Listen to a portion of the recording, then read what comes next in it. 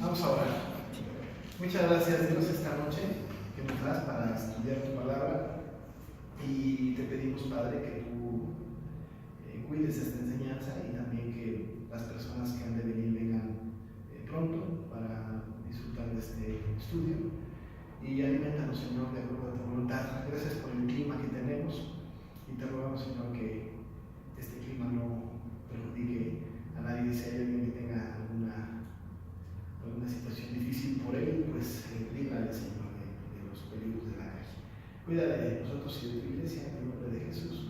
Amén. Amén. Vamos al Apocalipsis 8. Ya les entregué la 20, ya estoy libre, mano. Exacto. Y ahorita ya les di la 22, la 21 se las entregué la semana pasada. Entonces, ya estoy al día, ¿no? Ya, no hay deuda de lecciones. Y vamos a Apocalipsis capítulo 8. Capítulo 8. Y vamos a leer, voy a leer yo los versículos 1 a 5, ¿no? De Apocalipsis 8.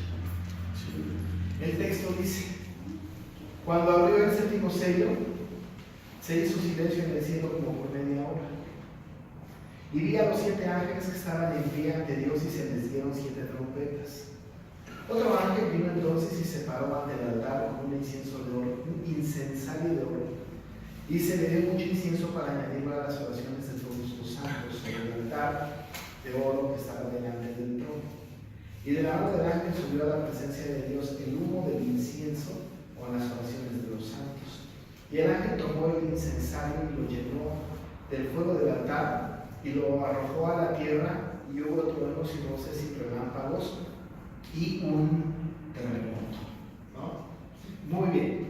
Nosotros ahora vamos a entrar al tema del último sello, ¿no? Es interesante en este análisis que estamos haciendo de Apocalipsis del paralelismo progresivo, cómo es notorio que va con una especie de progresión ascendente, y aunque se van repitiendo diferentes escenas, llamémosle apocalípticas, estamos hablando de un avance en la revelación que Dios le da a Juan y que entrega a las iglesias de Apocalipsis. Hablando del séptimo sello, notamos algunas cosas importantes que son vitales para el entendimiento de esta y la siguiente visión y todo lo que sigue alrededor. Nosotros estábamos revisando el tema de la apertura de los 7 sellos y ahorita revisamos muy rápidamente cada uno de los sellos, o por lo menos en los grupos de los sellos, para recordarlos y no olvidarlos. Pero algo notorio es que el séptimo sello que se abre va a dar o va a abrir como consecuencia otras 7 cosas que son las trompetas. Es decir, el séptimo sello va a contener dentro del sello las 7 trompetas, ¿no? No se pudiesen entender las trompetas sin el octavo, sin el séptimo sello, ¿no? Es como si al principio de Apocalipsis, cuando me han dicho, quiero saber algo de las trompetas, sí, espérame, pero primero ábrete los sellos, porque no sabrás nada de las trompetas hasta que no abras el séptimo sello. Es como las pruebas, ¿no? De las películas que dicen, para que puedas casarte con la princesa tienes que lograr todas estas, pasar todas estas pruebas, ¿no? Una por una consecutiva, ¿no? Es como en la escuela. Me acuerdo cuando iba a la escuela, matemáticas era seriada y no podías cursar matemáticas 3 si no habías aprobado matemáticas 2, ¿no? Es decir, esto tiene una intención más o menos así de seriación. No pudiésemos entender ni estudiar aisladamente el mensaje de las 7 trompetas si no estudiamos el mensaje de los 7 sellos. No pudiésemos entender el mensaje de los 7 sellos sin antes estudiar la imagen y la visión de los capítulos 4 y 5 de que está sentado en el trono y en el cordero, y que el que está sentado en el trono tiene un libro que nadie puede abrir ni mirar, y que lo único que puede desatar esos sellos es el cordero, ¿no? Ese es el análisis progresivo. Sí, ¿no? Ya ve cómo vamos ¿no? En progresión, pero cada visión, ¿no? Va añadiendo información, ¿no? Ahorita vamos a empezar con un tema no es tan alegre como el que vimos la semana pasada, no tan bueno, ¿no? Pero el otro que es una progresión catastrófica, ¿no? de la visión dices que no se pueden entender las 7 trompetas sin los 7 sellos, y los 7 sellos no se pueden entender sin la visión de la adoración de los que están en el cielo, porque entonces, ¿de dónde salieron los sellos? Y los sellos salen justo del que está sentado en el trono y el Cordero abriéndolos. No se puede entender la visión de el capítulo 4 y el capítulo 5 sin el mensaje que el Señor le escribe iglesia por iglesia a las 7 iglesias que están en Asia. Es decir, va como concatenado, va unido, y necesitamos ir pues en este orden necesariamente. Sí es un riesgo que de repente se predique, se enseñe del Apocalipsis pasajes aislados, porque todo está debidamente ligado, ¿no? por un capricho literario de Juan, sino porque el Espíritu Santo que inspira a Juan y el Señor mismo, hablando de las visiones, hacen que esto tenga una progresión maravillosa, ¿no? Maravillosa. Estamos entonces ante el último de los sellos, que es el séptimo, ¿no? Siempre son 7 cosas, ¿no? Pero estamos ante esta visión del último sello, pero quisiera que hiciéramos un esfuerzo de recordar, agrupar los sellos, ¿no? Pudiésemos hablar de que los primeros 4 sellos hablaban de algo particular. ¿Se acuerdan de qué hablaban? De los caballos y sus jinetes, ¿cierto? ¿Se acuerdan? ¿No? Sí. Hablamos de que estos primeros cuatro sellos abiertos, cada uno de estos sellos abiertos por un ángel, estábamos hablando de los caballos y los jinetes. Recordemos un poco, porque recordar es volver a vivir. Vamos a recordar los colores. Blanco, negro. ¿Y qué significaban? Primero el blanco, ¿no? Leucos, ¿no? Hablamos de esta palabra del blanco, no amigo, otro blanco, ¿no? El caballo es su jinete que salió reciente para vencer, ¿se acuerdan, no? Ese representaba a Cristo, ¿no? Ese representaba a Cristo. Ese es el primer caballo. El segundo, el bermejo rojo, pero bueno, rojo, ¿no? Ese caballo con su jinete representaba la guerra, ¿no? ¿Se acuerdan? El otro, negro, ¿no? Ese representaba la hambruna. Y el último, representaba que además ese está realmente fácil, porque está ahí escrito que era, tenía por nombre muerte, ¿no? Entonces está muy fácil. Tenemos los primeros 4 sellos abiertos por el Cordero. Tenemos que tener la imagen completa, porque no hay nada más lindo que tener el conocimiento pleno, ¿no? Nosotros sabemos, ahora si alguien nos dice algo de los caballos y de los jinetes, que no son 7, son 4, sabemos sus colores, sabemos lo que significa, pero más, sabemos que quien desató los sellos fue Jesús, el Cordero, ¿no? Que era el único digno, porque Juan dice: vi por todos lados y no hay nadie digno, y hasta lloró, ¿no? El león de la raíz de David, el león de Judá, es el único digno de abrir el sello, ¿no? Y desatar el libro y desatar sus sellos, ¿no? Entonces, el Cordero está abriendo la historia de la humanidad, es el decreto eterno de Dios maravilloso, y está abriendo los sellos. Esos son los primeros 4 sellos. ¿De qué nos habla el quinto? ¿De qué nos habla el quinto sello? De los que pedían. De las almas que pedían: ¿cuándo vengarás todas nuestras sangre? Decían el Señor, ¿se acuerdan, no? Estamos hablando después de él, exacto, ¿no? Estamos hablando de el quinto sello, ¿no? Muy bien, excelente, ¿no? Y el sexto habla de los no redimidos.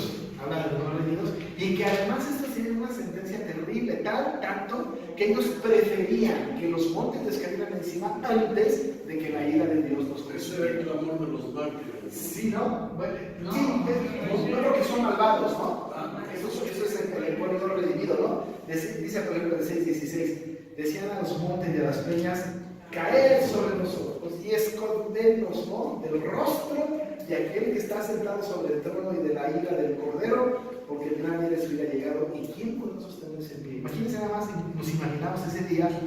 Qué terrible, ¿no? Prefieren ser aplastados por los montes, ¿no? Por las calamidades, que por la ira del Cordero.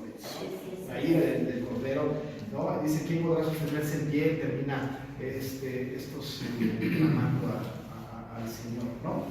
Muy bien. Luego del sexto sello, perdón, que estamos hablando de estos creyentes, ¿no? De esos no creyentes, perdón, después de este sexto sello tuvimos un interludio. ¿Entiendes? Interludio como entre el sexto y el séptimo sello tuvimos el capítulo 7, ¿no? El capítulo 7, que es el interludio, que es un paréntesis, no caprichoso, no necesario, que sí tiene que ver con todo lo demás, pero un paréntesis muy interesante antes de entrar al capítulo 8, que es el séptimo sello. ¿Se acuerdan de que habló de este interludio? Era para enseñar a todos los redimidos, ¿no? Hablo entonces primero de los estos 144,000, ¿no? ¿Se acuerdan que habló de las tribus que nos narró, ¿no? De cada uno de los hijos de Jacob, nos dijo, ¿no? 12,000 sellados de cada uno. 12,000. Ya hablábamos de este tema. Estos teníamos dos conflictos, uno la cantidad que significa y la otra que es esto de ser sellados. Lo aclaramos. La cantidad 144,000 es el número de todos los redimidos de todas las épocas de la iglesia, desde el Antiguo Testamento y el Nuevo Testamento hasta que Cristo venga. No son 144,000 justos, son un número indeterminado de todos los que representan la iglesia de Cristo. Y concluir, no como los testigos de Jehová que dicen que sí son 144. Son los que estaban alrededor de los tres círculos que El último círculo, toda la multitud alrededor, ¿no? En la el visión. cordero, los ancianos. Exacto. Cuatro. Después de los ancianos y después de todos, sí, están toda la creación, decíamos, en este círculo concéntrico, bueno, afuera, ¿no? Y también sacamos el tema de los sellados. Dijimos que el sello que tiene esos en sus frentes, que está explícito en este texto, no es el 777 para ir en contra del 666, que es de la bestia, sino que el capítulo 14, versículo 1 de Apocalipsis nos aclara que lo que tiene sellado es el nombre del Padre y de su Hijo, del Cordero, ¿no? Que tenemos inscrito en nuestra mente el nombre de Dios. Y no es necesariamente así como que a ver si lo dice, ¿no?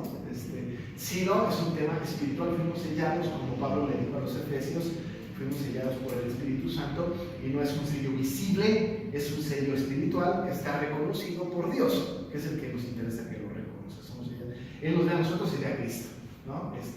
Porque tenemos el sello de Cristo, porque fuimos justificados por Él. Bueno, entonces estos eran el tema del capítulo 7 y de estos versículos. Luego vimos esta gente que estaba vestida con vestiduras blancas, ¿no? Decíamos la vez antepasada de los 144,000 que no es literal el número, y el versículo 9 como que alumbró cuántos eran estos 144,000, porque decía, después de esto miré, y aquí una gran multitud, la cual nadie podía contar, de todas las naciones y tribus y pueblos y lenguas, que estaban delante del trono y en la presencia del Cordero, vestidos de ropas blancas y con palmas en la mano, que nos recordó la pureza y la entrada triunfal del Señor. Que entraron con palmas. El anciano que le pregunta a Juan, ¿pertenece la salvación a Dios? Sí. que quiénes eran estos vestidos de blanco. Sí, exacto. Y Juan le dice, pues, a mí, pero tú eres el que debes de saberlo, ¿no? Y ya le da la respuesta, ¿no? Este texto nos habla de una situación alentadora, hermosa, para nosotros, que es que en el cielo no habrá hambre ni sed, el sol no caerá más sobre nosotros, no habrá calor alguno, porque el Cordero está en medio del trono, nos pastoreará y nos guiará a fuentes de aguas de vida, y luego dice que Dios se enjugará toda lágrima de los ojos. Precioso terminó el texto, esperanzador, alentador, precioso, ¿no? Hay que dar esta enseñanza, ¿no? Bueno, pues después de esta escena preciosa, de este interludio, tenemos que ligar el sexto con el séptimo, ¿no? El interludio está precioso y es necesario para el texto, pero tenemos que ligar el final del sexto con el principio del séptimo. Si recordamos, el final del sexto tiene que ver con una calamidad que va a caer sobre aquellos que no son regenerados y que dice, preferimos que nos caigan las montañas antes de que la ira del Cordero venga sobre nosotros.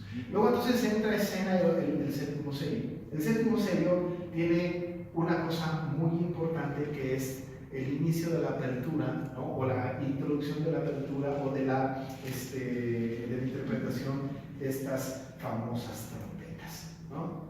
Esas son. Ya lo vimos ahí en el versículo 2, que Juan dice que vio a los 7 ángeles que estaban en pie ante Dios y se les dieron 7 trompetas, ¿no? El séptimo sello trae como contenido las 7 trompetas. Ahora bien, el asunto es que las 7 trompetas anuncian juicio devastador, ¿no? No va a ser lindo el mensaje. Las trompetas van a estar contenidas en el capítulo 8, el capítulo 9 y la última, como pasó con los sellos, después de un interludio del capítulo 10, va a llegar hasta el capítulo 11, verso 15. O sea, hasta el capítulo 11, verso 15, vamos a volver a la séptima trompeta, ¿no? En el 11, 15 dice, por ejemplo, el séptimo ángel tocó la trompeta, el séptimo, ¿no? Entonces, hasta ahí vamos a ver la séptima trompeta, ¿no? En el entretanto, vamos a tener que revisar las trompetas del capítulo 8. No es muy difícil en el sentido de que se repiten mucho las ideas de manera paralela, ¿no? Es decir, como que va añadiendo información una trompeta a la otra, se va añadiendo información. Solo para que nos demos una idea de cuán devastador es el mensaje de la visión de las trompetas, que luego analizaremos el tema de qué trompetas, qué significaba el tema del sonido de la trompeta, sus efectos militares, de arengas, de batalla, en fin, ¿no? Pero para que nos demos cuenta del asunto, noten ustedes cómo se repiten las cosas. En el versículo 7 habla del primer ángel que toca una trompeta y al tocar la trompeta dice algo devastador. Hubo granizo y fuego mezclados con sangre que fueron lanzados sobre la tierra y la tercera parte de los árboles se quemó y se quemó toda la hierba verde. Ah, qué lindo mensaje. ¡Guau! Devastador. Devastador. Luego viene el segundo ángel que no compone al primero. El segundo ángel tocó la trompeta y como una gran montaña ardiendo en fuego fue precipitada en el mar y la tercera parte del mar se convirtió en sangre. Ok, no solamente la tierra, ahora hasta el mar está afectado. En la tercera trompeta nos diera un aliento, pero no. 9. Y murió la tercera, no, 10. El tercer ángel tocó la trompeta y cayó del cielo una gran estrella ardiendo como una antorcha y cayó sobre la tercera parte de los ríos y sobre las fuentes de las aguas. Y el nombre de la estrella era ajenjo, y la tercera parte de las aguas se convirtió en ajenjos. Y muchos hombres murieron a causa de esas aguas porque se hicieron amargas. Ya no la tierra, ya no solo el mar, ahora ya hasta los hombres en el tocar de la tercera trompeta. Y esto pareciera como que va del palo peor, porque la cuarta, ¿no? En el 12 dice que el cuarto ángel tocó la trompeta y fue herida la tercera parte de eso. Siempre es la tercera parte, ¿no? Y la tercera parte de la luna y la tercera parte de las estrellas, para que se oscureciese la tercera parte de ellos y no hubiese luz en la tercera parte del día y asimismo de la noche. Qué devastadora visión, ¿no? Nos acaba de decir en el capítulo número 7 esta hermosa imagen, ¿no? Hermosa imagen de los que van a pasar la gran tribulación y han lavado sus ropas y las han emblanquecido con la sangre de Cristo. Nos ha dicho que nosotros no tendremos ningún problema, no habrá dolor ni llanto, no habrá nada de estas cosas. Y además que el Señor enjugará toda lágrima de nosotros. Este asunto era absolutamente necesario porque es como si Dios dijera, el Señor me hubiera dicho, les doy consuelo porque luego lo que les voy a decir está como para llorar, ¿no? Porque la que sigue, la visión que sigue es verdaderamente devastadora.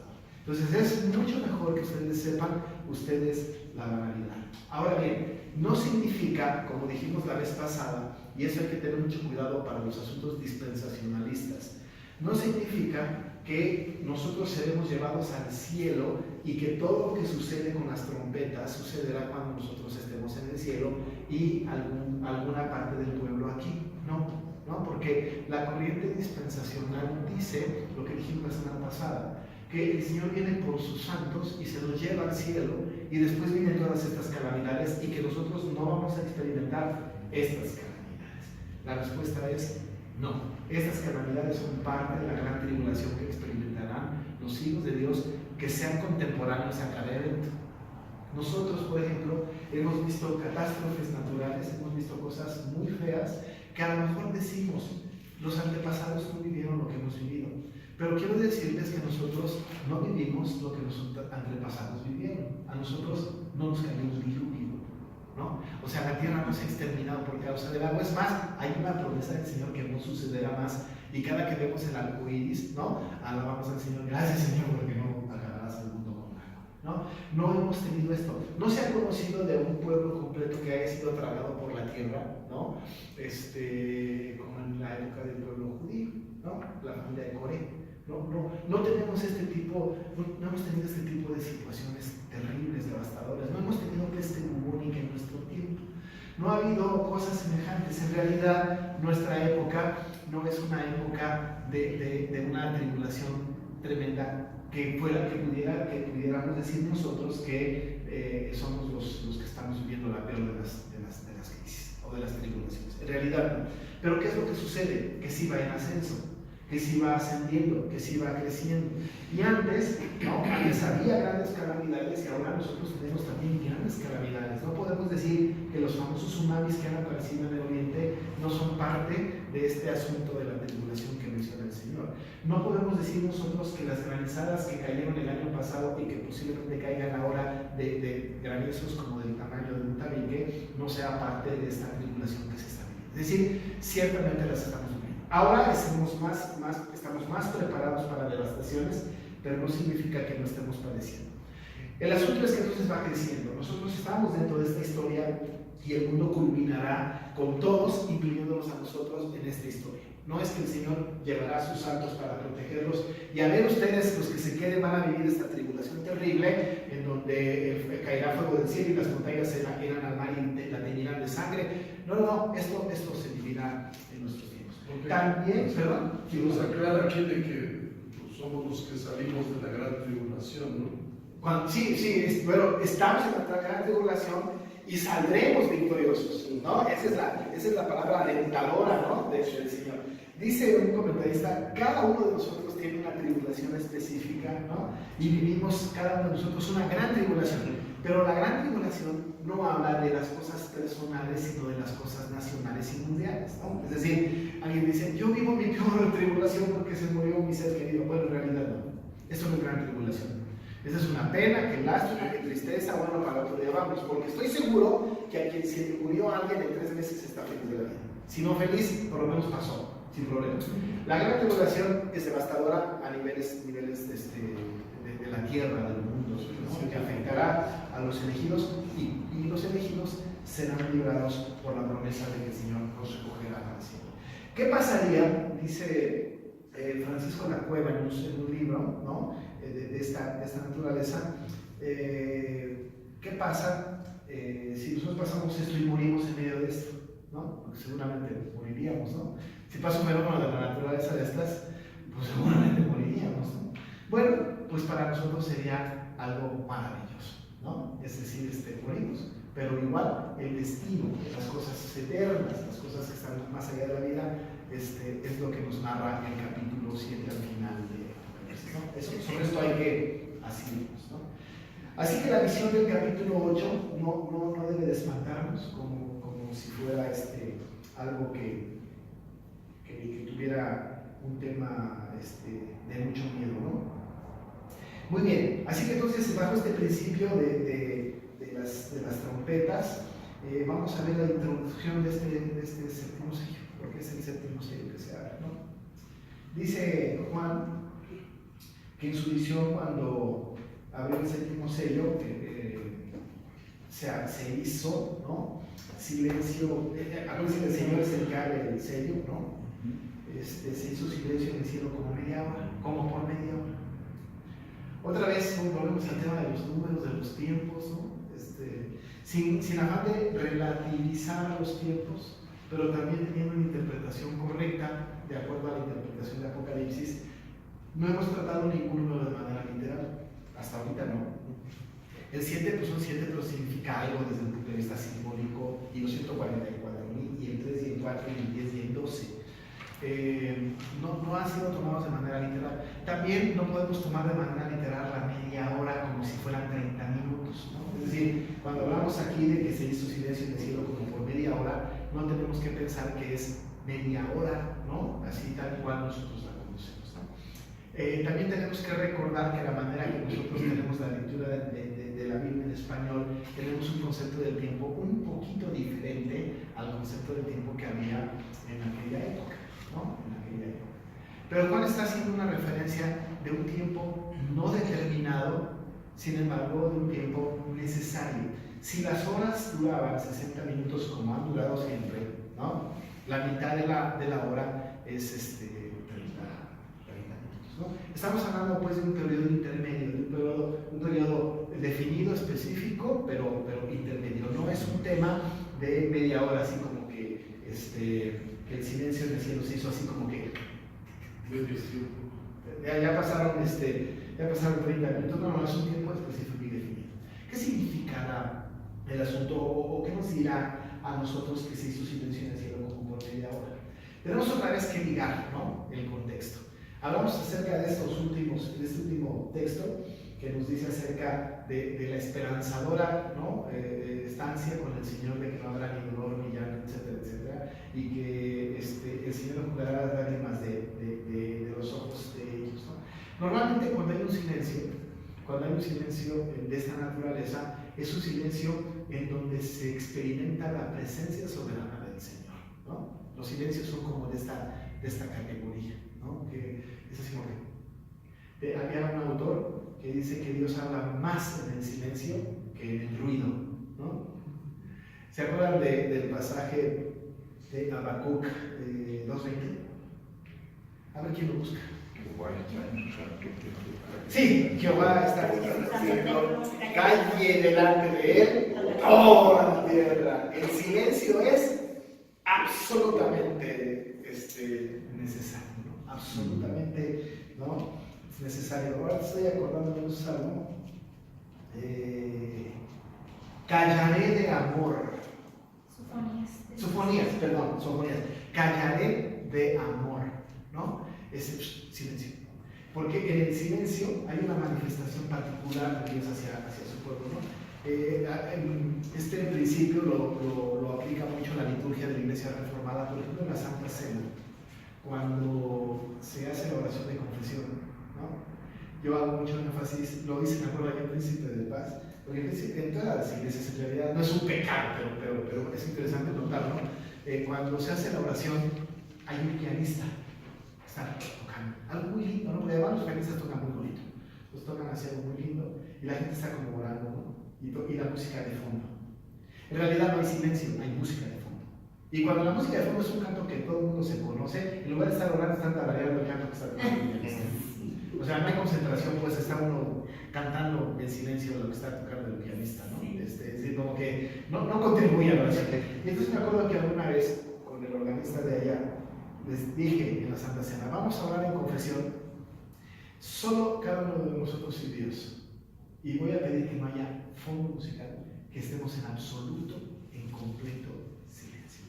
La primera vez que lo hice, imaginen la iglesia llena, pletórica, y de repente la oración de confesión fueron 2 o 3 minutos de silencio sepulcral. Ni una nota del órgano, que además el órgano es así monumental, ¿no? Ni una nota tocada. Y el testimonio de los varios de los hermanos eran que se sentía, ¿no?, experimentaron una presencia soberana de Dios. Es decir, este silencio que rompe, ¿no?, el corazón de la gente, fue abrazador, ¿no? Fue un silencio escandaloso. Luego ya se hizo hábito y fue muy hermoso. Aquí también lo hacemos en la Santa Cena. Le digo al pianista, no me toques absolutamente ni una nota, ¿no? Porque el silencio tiene esta característica. Bíblicamente hablando, tiene que ver con experimentar la presencia soberana de Dios que está en control, ¿no? Entonces dice Juan que el Cordero abre el séptimo sello y se hace un silencio en el cielo, o no, en el cielo en todos lados, ¿no? O sea, un silencio que respeta la soberana majestuosidad del Señor, ¿no? Como por media hora. Con un tiempo definido, un tiempo específico, pero hay un silencio abrazador, ¿no? Un silencio maravilloso. Y dice, después en el verso 2, diría a los 7 ángeles, ¿no? Dice la palabra que vio a los siete ángeles que estaban en pie ante Dios y se les dieron 7 trompetas. ¿De dónde salieron esos 7 ángeles? ¿Dónde? Pues eso sería una especulación, ¿no? Digo, 7 de la totalidad del número perfecto. Sí, tiene que ver con 7 números perfectos, etcétera. Pero ciertamente, ¿no? Ciertamente, como las 7 trompetas, como los 7 sellos, como los 7 espíritus. Pero como que cuando nos va diciendo 7, como que nos da una definición, o no una definición, sino nos dice que, ¿no? 7 espíritus, 7 trompetas, 7 sellos, 7, ¿no? Incluso ha agrupado características de Dios por 7, ¿no? Adjetivos por 7. Y ahorita otra vez el 7, pero ahora nos mete ángeles. ¿De dónde salieron? La respuesta más teológica que siempre digo es, no tengo la menor idea. Y en realidad nadie tiene la menor idea. Lo que sí es que de repente Juan vio, ¿no? Tiene una visión de 7 ángeles, ¿no? Dice, vi a los 7 ángeles que estaban en pie. Entonces había 7 ángeles en pie. Tenemos que recordar un poco la escena, ¿no? Porque además dice el texto que estaban en pie ante Dios. Y entonces cuando estudias el texto, cuando estudiamos el texto, nosotros que ya somos ávidos lectores de Apocalipsis y que conocemos los primeros capítulos del libro, decimos, momento, yo me sé la visión. Y no es cierto que había 7 ángeles en el trono, delante de Dios. Lo único que había delante de Dios, lo que estaba delante de Dios era, ¿no? ¿Se acuerdan ustedes? El trono que está sentado en el trono, el cordero como inmolado, ¿no? Los 4 seres vivientes, ¿no? Los ancianos. En cada polo, viendo hacia afuera con sus alas, luego los 24 ancianos con 24 tronos, luego alrededor de ellos una multitud de millones de personas y luego toda la creación, ¿no? Decía uno, y ahora, según ya me han salido los 7. Los del 6. Pero bueno, Juan está participando en su visión y es posible que hasta este momento él se percate que hay 7 ángeles. La otra es, ¿quiénes son estos ángeles? Es decir, nosotros tenemos en la Biblia, y lo hemos mencionado en el pasado, muy pasado, ¿no? Que solamente tenemos 2 ángeles plenamente identificados, Miguel y Gabriel, ¿no? Así, nombrados pues en la Biblia. Sin embargo, el mundo, ¿no? La tradición del mundo nos avienta otros, ¿no? Y en la lección están ahí algunos, ¿no? Uriel, Rafael, Raguel, Sariel y Remiel. ¿Quién sabe de dónde salieron esos nombres? Seguramente también en el libro de Tobías, por ejemplo, hay nombres de algunos ángeles, ¿no? Como Rafael, que es mencionado, que es muy socorrido, es el más conocido de los que estoy mencionándoles en el mundo común. Cada uno de estos hoy día existen, o no existen, pero hay su adoración, hay su imagen, hay su característica particular en el tema de idolátrico, pagano, hereje de la angelología. Todavía hay una adoración a los ángeles que son estos, ¿no? La característica de estos ángeles, especialmente los que se mencionan en la Biblia, pero de todos los demás, es que terminan con él, ¿no? Pues es algo muy chistoso. Uno dice, ¿por qué todos con él? Miguel, Gabriel, Rafael, ¿no? Uriel, Raguel, Sariel, Samiel, ¿por qué con él? Pero es muy interesante porque el nombre él, el sufijo, ¿no? Él tiene que ver con Dios. Es Dios, ¿no? Bueno, no es Dios, pero tiene que ver con seguidor de Dios, custodio de Dios, qué sé yo, cualquier cosa que tenga que ver con Dios, ¿no? ¿Y de dónde salió esto? Del nombre del Señor que está en el Nuevo Testamento desde el principio, que es Elohim.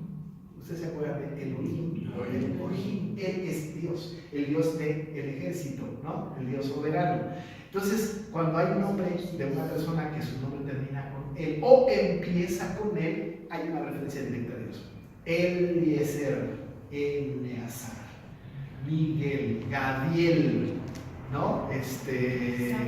Samuel, ¿no? Esos son nombres que tienen algo que ver con Dios. Su etimología de los nombres con él, al principio o al final, es muy interesante. No todos, pero los que tienen cierta etimología tienen esta intención. Bueno, pues ahí están los 7, pero estos no son, estos no son, o sea, no tenemos que pensar en que estos son estos famosos ángeles, ¿no? que están en esta visión, ¿no? Él ve 7 ángeles, nada más conocemos, insisto, a Miguel y a Gabriel, ¿no? Más nada, no hay otros, ¿no? Pero estos estaban en pie ante Dios, ¿no? La primera vez que Juan nos lo menciona, y a estos, a cada uno, se les da, ¿no? 7 trompetas. A diferencia de los sellos, no hay aquí una visión de Juan que diga algo como: es que miré la tierra y en el cielo, en la tierra y debajo de la tierra no hay ninguno digno de tocar las trompetas. Eso solamente con los sellos. Pero se explica porque la trompeta es lo que fue abierto en el 7º sello, ¿no? Es decir, es el contenido del 7º sello, lo cual hace de los sellos una visión más relevante. No quiero jerarquizar la revelación, pero por supuesto que es más relevante porque no fueron las trompetas y como producto de las trompetas los sellos, sino que fueron los sellos y como producto del último sello las trompetas, ¿no? Entonces, evidentemente ahí el Cordero no participa, el Cordero no toca las trompetas, el Cordero no está en esta necesidad de ser el que emita sonidos por la trompeta. Los que sí son los 7 ángeles. A cada uno, pum, pum, pum, pum, se le da una trompeta. Tenemos que quitar de la visión lo que algunos piensan que son trompetas distintas. Incluso dice, bueno, uno chistoso que no es cristiano, ¿no?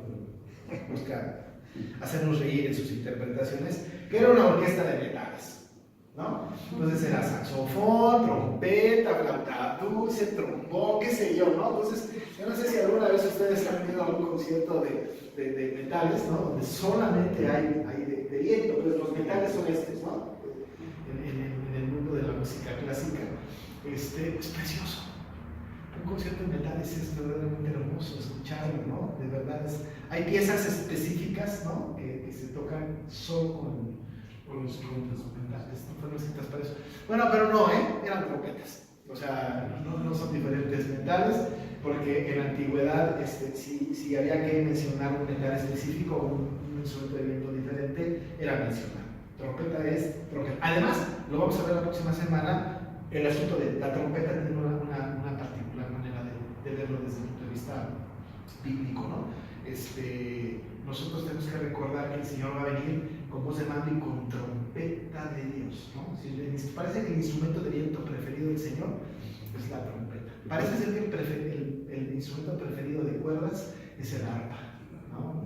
Y a lo mejor el de percusión el tamborín, ¿no? Me parece que como que hay instrumentos La trompeta es la que anuncia finalmente algo que viene, como cuando llegaban los reyes, pues se anunciaba con trompeta. Sí. 1 y 2, yo siento que los ángeles están anunciando el tiempo en el que ya se va a cumplir lo que están diciendo los sellos. ¿Sí? Entonces, son como, perdón por la comparación tan burda, pero el árbitro dice, empieza el partido y bueno, y así que los ángeles, ahí viene esto, ahí viene el otro. Sí, aunque las trompetas también anunciaban el fin de algo, ¿no? Por ejemplo, cuando los reyes ganaban las batallas, había un sonido de trompeta que anunciaba ganamos, ¿no? También había un sentido de retirada, ¿no?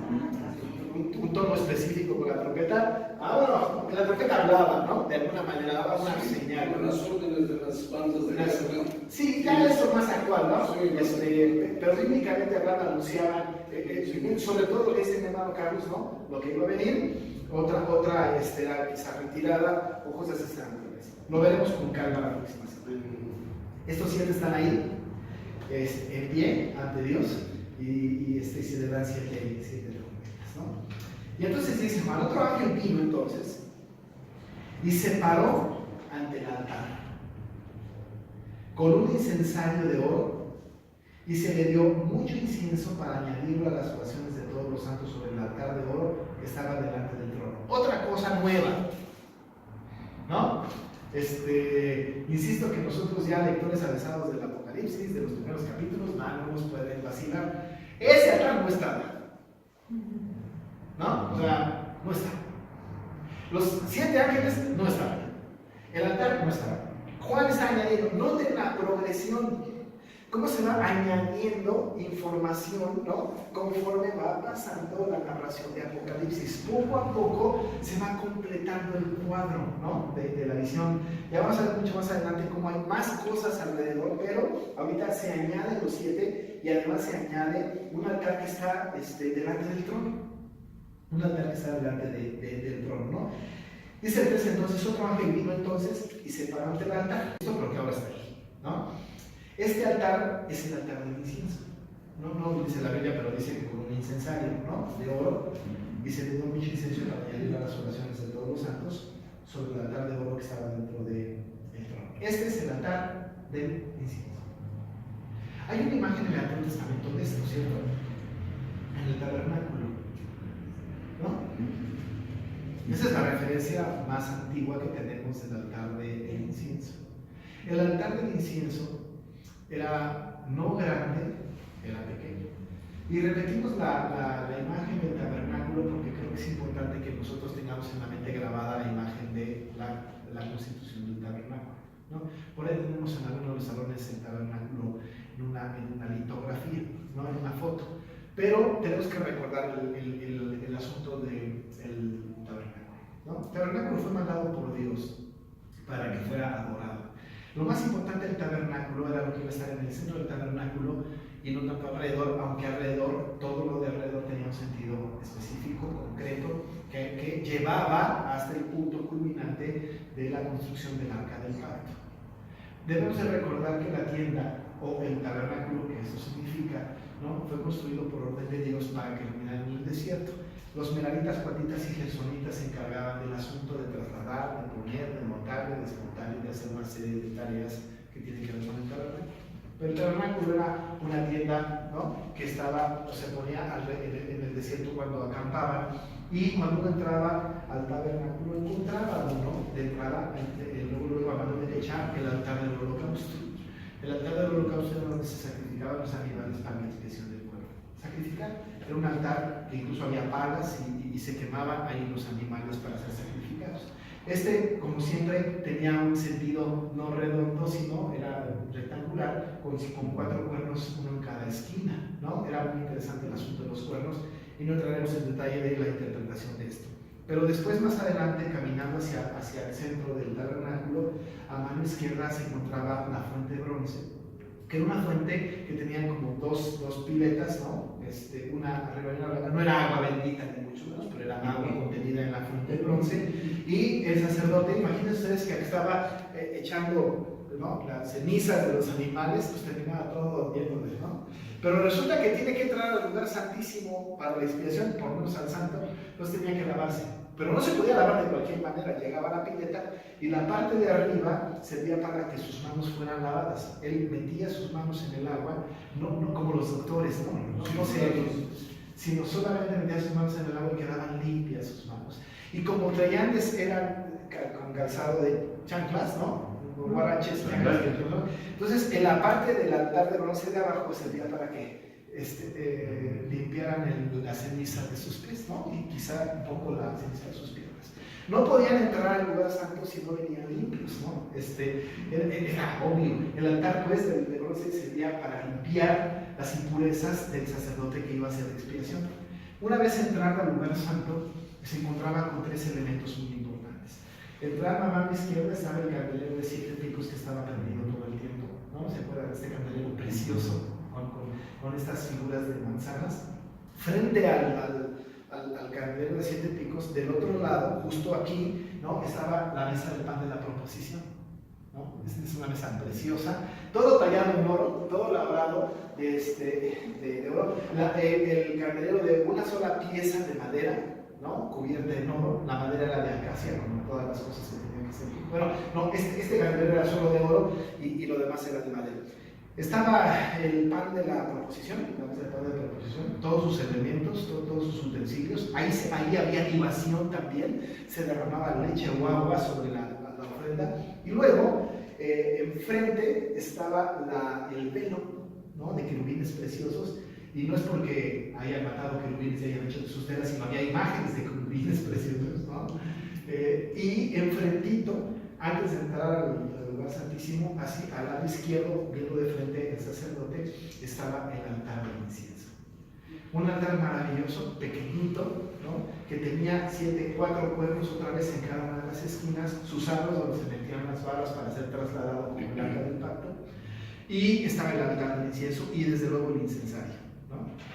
El altar del incienso era una cosa muy importante porque el sacerdote, Aarón específicamente, que todos los días, día y noche, hacía expiación, había orado por el pueblo, una vez al año entraba al lugar santísimo.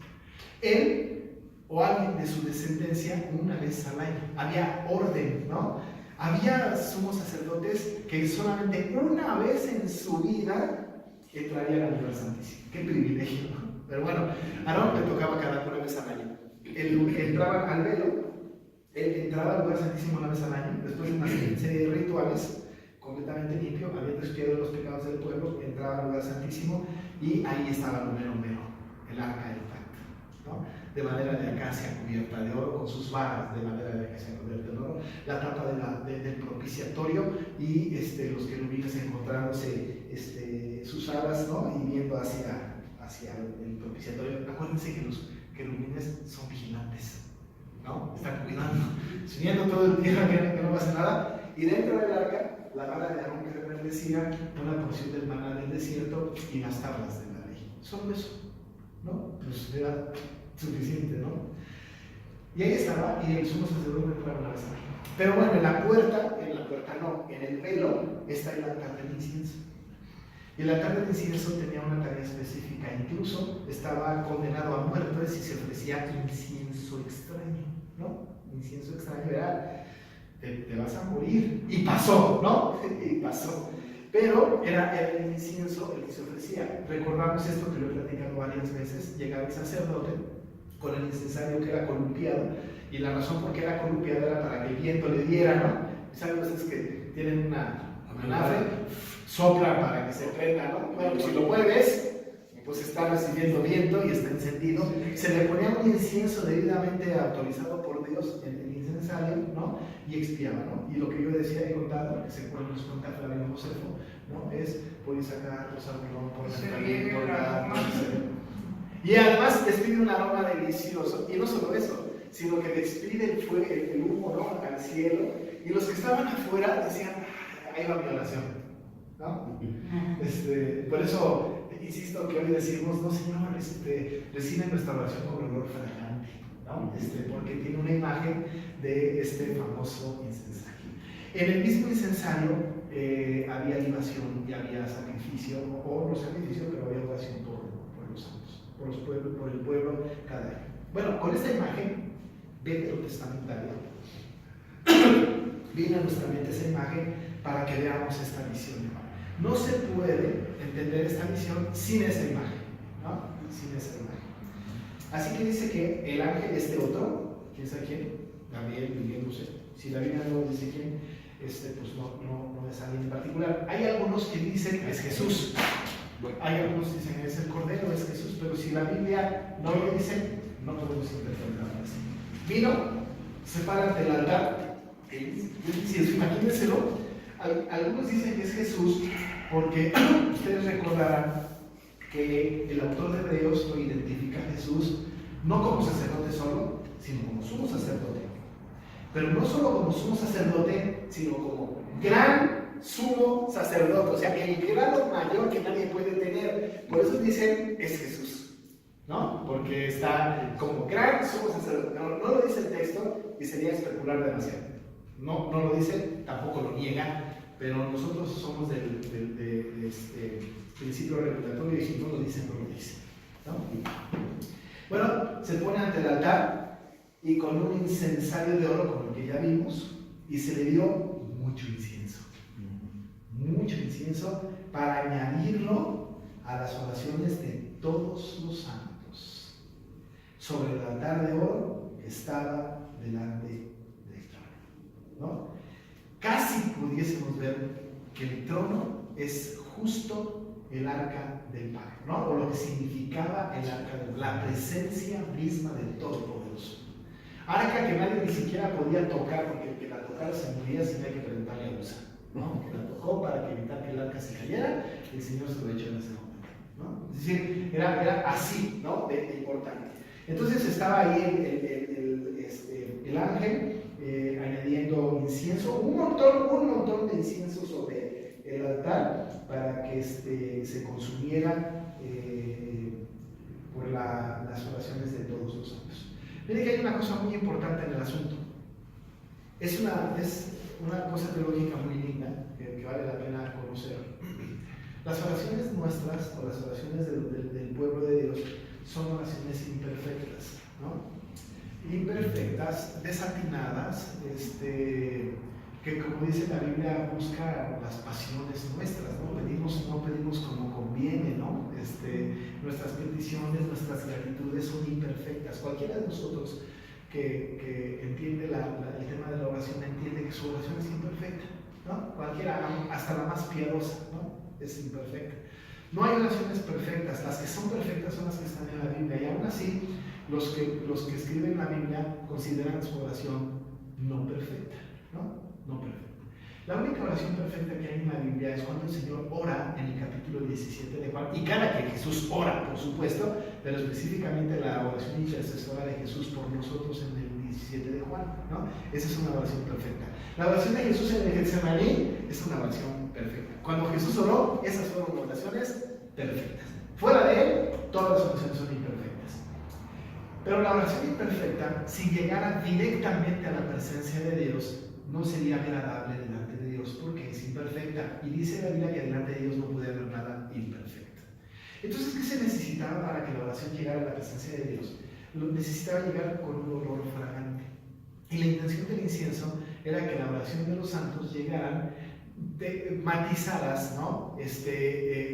No cambiadas, pero aromatizadas, por decirlo de alguna manera, con el incienso que Dios había autorizado para que la oración llegara con olor fragante delante de su presencia, ¿no? Es decir, un poquito limpiar, purificar la oración para que el Señor la recibiera. No debemos de pensar que el ángel es mediador. El único mediador, dice la Biblia, es Jesús, ¿no? Porque hay un solo Dios y un solo mediador entre Dios y los hombres. Este es Jesucristo, hombre, ¿no? Él es el único mediador. Él intercede por nosotros delante del trono de Dios. Él lleva nuestra oración. Nosotros nos equivocamos cuando decimos que la oración nuestra llega directamente a Dios. Ya se rasgó el velo, ya tenemos entrada al Señor. Mi oración llega directito al Señor. No, y ojalá y que no, porque si llegara, Dios diría que oración tan terrible, imperfecta. No, por supuesto que no. Tenemos al Espíritu Santo que con gemidos indecibles intercede por nosotros, y nuestro mediador que es Jesús, ¿no? Ya no necesitamos incienso, ¿no? Ya no hay necesidad de hacer libaciones, no hay necesidad de hacer incienso, ¿no? Que el pastor de ahí en la iglesia en la oración de intercesión esté, y por Carlos, y por Azar, y por Juan. Ya no. ¿Por qué no? Porque tenemos a Jesucristo que es el mediador del nuevo pacto. Tenemos a Cristo que ya hizo eso, ¿no? Ya murió en la cruz por nosotros. Pero la oración es imperfecta, y lo que hace el incienso era que llegara a la presencia de Dios. No era como engañar a Dios, ¿no? Así como que vamos a echar incienso para que Dios no se dé cuenta de lo hipócrita de nuestra oración. Él sabe todas las cosas, pero había establecido ese método, esa manera, para que fuera fragante la oración de los santos, ¿no? Bueno, pues entonces este ángel está delante del trono y el altar delante del trono, ¿no? Ahora ya añadimos los 7 ángeles y el altar del incienso, ¿no? Y de la mano, versículo 4 del ángel, subió a la presencia de Dios el humo, ¿no? Ya decíamos esto, el humo del incienso con las oraciones de los santos. Qué hermosa imagen de que llega delante del Señor nuestras oraciones por medio de este humo incensario, ¿no? Que por cierto, hoy día estaba yo leyendo, ¿no? Que hay cerca de 300 y tantos aromas diferentes de incienso, y quizás ya haya más, ¿no? O sea que hay inciensos como de todo, ¿no? Ahora va a una tienda de estas, ¿no? No sé qué tipo de tiendas son, pero puede uno encontrar así paquetitos de varitas de incienso de todos los sabores, ¿no? ¿Los olores? Y de todos los olores, ¿no? Bueno, pero luego los olores dan como sabores, ¿no? Huele a manzana, o sea, si nunca probaste una manzana, no sabes así. Pero, y hay gente que pone su coche en su casa, llega uno a la casa de alguien y está así, ¿no? Ya no tiene ningún sentido, ¿eh? No espiritual. Se ha analizado ahora como más místico, más de sectas, ¿no? El otro incienso es como una piedra. Hay algunos inciensos así. Ese es el que no huele a incienso, no huele a manzana Ni a ninguna aroma de esos raros. Hay incienso que hasta marea. Sí, que hasta marea. Pero si usamos incienso será nada más para darle un olor característico al espacio, pero no tiene ningún sentido espiritual, ¿no? Hoy día ya no tiene. Pensar que el incienso tiene un sentido espiritual es como denigrar o desechar el sacrificio de Cristo y su intercesión por nosotros. Y el Espíritu Santo, por supuesto. ¿Por eso los católicos usan incienso? Por eso los católicos usan incienso, sí. Pero, bueno, los católicos hacen. Y los puentes que echan según para que. Eso sí no sé. Por eso es incienso, eso es una puente que truena en el cielo. No lo sé. Hermano. Aquí hay una comparación, pastor, en Apocalipsis 5:8, donde dice que los 4 seres vivientes y los 24 ancianos se postraron delante del Cordero, y todos tenían arpas y copas de oro llenas de incienso, que son las oraciones de los santos. La misma función, ¿no? Sí. Este incienso que llega a la presencia de Dios, que son las oraciones de los santos, ¿no? Exactamente. Ese es un pasaje de referencia, ¿no? Bueno, pues entonces está el ángel ahí, que sube a la presencia de Dios, el humo del incienso con las oraciones de los santos. Y el ángel tomó el incensario, ¿no? El altar, pues, del incienso, y lo llenó del fuego del altar. Y lo arrojó a la que aquí viene la cosa fea, ¿no? Sí. Porque lo arrojó, dice la Biblia, a la tierra, y hubo truenos y voces y relámpagos, ¿no? Y solamente para regresar un poquito, porque lo acabo de ver que lo anoté aquí ya, ¿no? Una referencia de las oraciones de los santos que suben al cielo es el Salmo 141:2. Para que tengan ustedes una referencia de un salmo. Está bien bonito el Salmo 141, pero el versículo 2 del Salmo 141 está muy significativo para este tema, ¿no? Dice David, ¿no? Suba mi oración delante de ti como el incienso, el don de mis manos como la ofrenda del altar. De lo que dice, ¿no? Suba mi oración delante de ti como el incienso, para mostrar esta idea de que el incienso es las oraciones de los santos, ¿no? Bueno, entonces cuando estamos en el 5, para terminarlo, que el ángel toma el incensario, lo llena del fuego del altar, y lo arroja, ¿no?, a la tierra, este ángel, desde luego por orden de Dios, no puede ser distinto, ¿no? Y hubo truenos, voces, relámpagos y terremoto. Y de ahí se desprenden las calamidades, ¿no? De ahí se desprenden las calamidades. Es muy interesante porque esto implica que los juicios sobre la tierra, las calamidades sobre la tierra, son mandadas por Dios, son enviadas por Él, ¿no? Es clarísimo. No podemos nosotros tratar de defender el honor de Dios, ¿no? No podemos decir, no, Dios no haría semejante cosa porque Él es paz, Él es amor, Él es armonía, Él es contrario a las calamidades, ¿no? Esto no puede venir de Dios. Bueno, vienen de parte de Dios, ¿no? Vienen completamente de parte de Dios.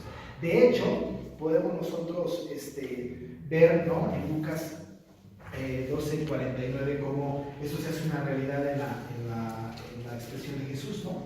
Y vamos a ver en Lucas 12:49.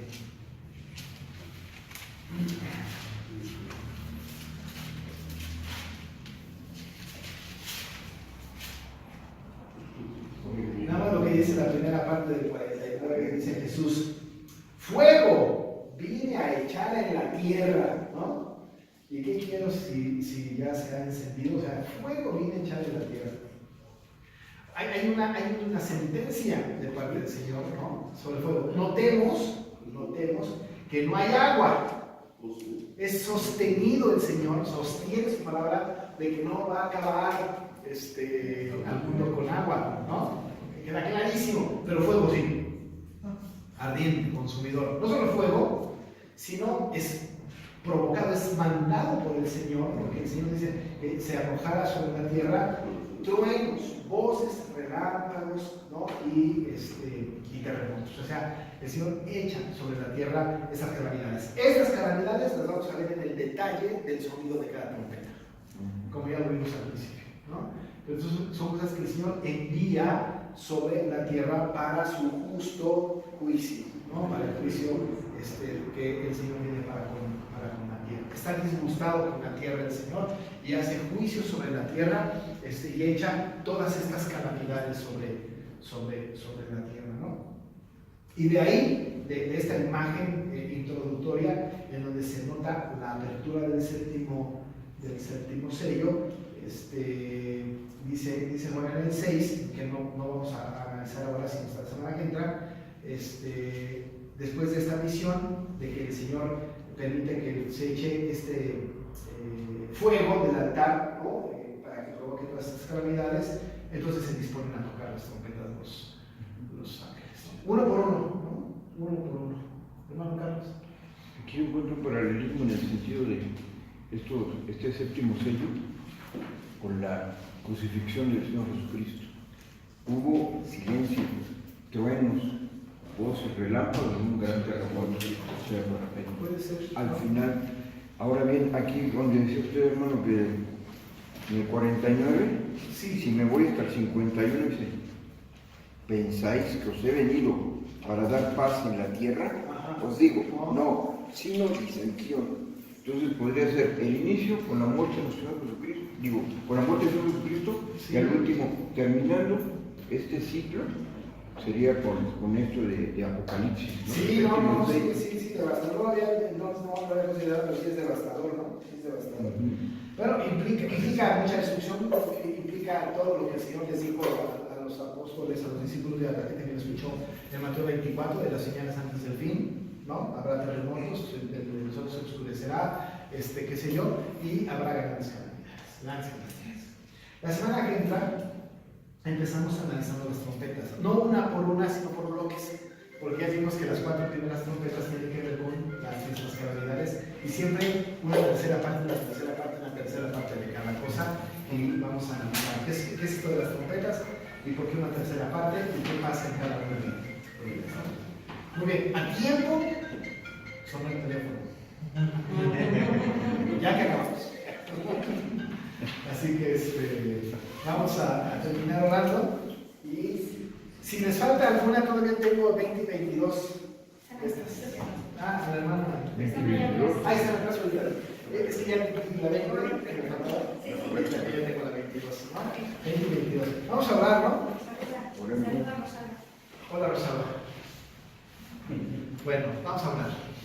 Muchas gracias, Padre, por esta palabra tuya que nos da esperanza, nos da seguridad. Sabemos que nuestras oraciones no son perfectas, pero que llegan con olor fragante a tu presencia, y no por el incienso que podamos nosotros elaborar, sino a través de Jesucristo, nuestro mediador, y la intervención del Espíritu Santo. Gracias, Señor, por esto.